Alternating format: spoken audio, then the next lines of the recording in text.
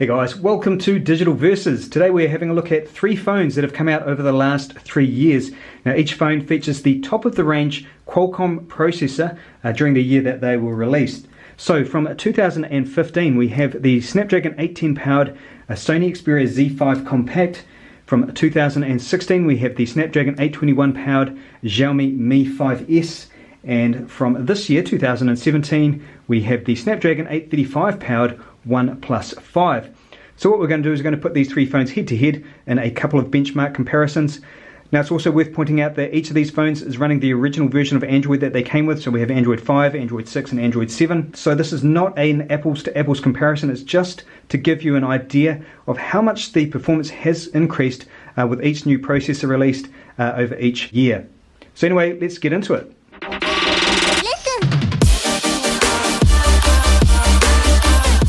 Okay, so the first benchmark is Geekbench 4. So this is the CPU performance test, and as we can see here, the difference here in the single core scores, so we go from just under 14,000, 18,000 up to 19,000. So a big difference here between the Snapdragon 810 and the Snapdragon 821. Not such a big difference between the Snapdragon 821 and 835 in terms of single core performance. However, in the multi-core performance, we go from 2,600, 4,400 up to 6,600. So big jump here between these 2 phones, and also a reasonable jump here between the 810 and the 821. Now one thing to note though is that the Snapdragon 810 runs very hot. So this is what it scores on its first run when the phone is still fairly cool, but if we run the benchmark back to back, the phone does start to heat up and the performance starts dropping. And so the chip has to cut the performance in order to keep it from overheating. So these 2 phones don't suffer from that issue, and what I'll do is I'll show you what that looks like. So if we have here, look at the history. So I've run the benchmark back to back. So we go here from a single core score of just under 1,400 points.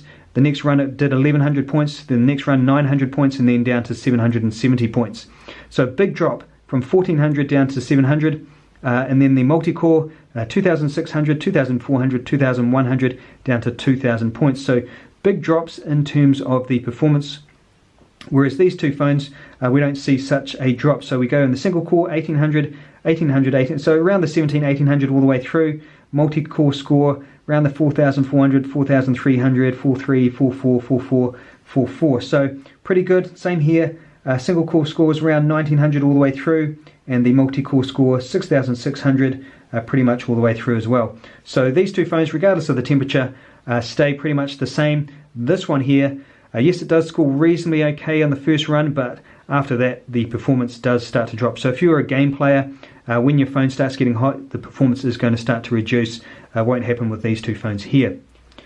Okay, now we're looking at the Geekbench 4 graphics performance test. So we go from 4,100 points, 7,500 points. So a big jump between the Snapdragon 810 and the 821 in terms of the graphics performance.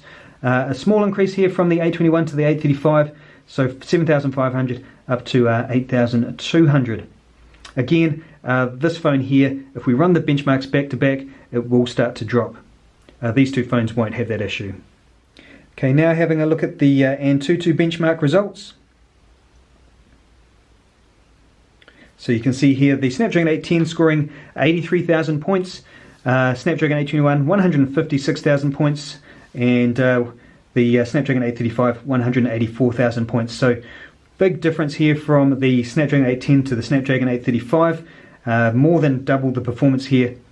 And again, this phone here will start to drop once it starts getting hot. So it will drop down about 30,000 points once it starts getting very hot. These 2 phones pretty much stay again around that same. There might be a variance of maybe 1,000 or 2,000 points, but nothing like what we see on the Snapdragon 810. Anyway guys, that is the end of this very quick video. Again, this was not a scientific test by any means. I simply did this just to kind of give us an indication of the type of performance increases that we've seen in Qualcomm flagship processors over the last couple of years. What are you guys hoping to see in 2018? Are you hoping to see more performance?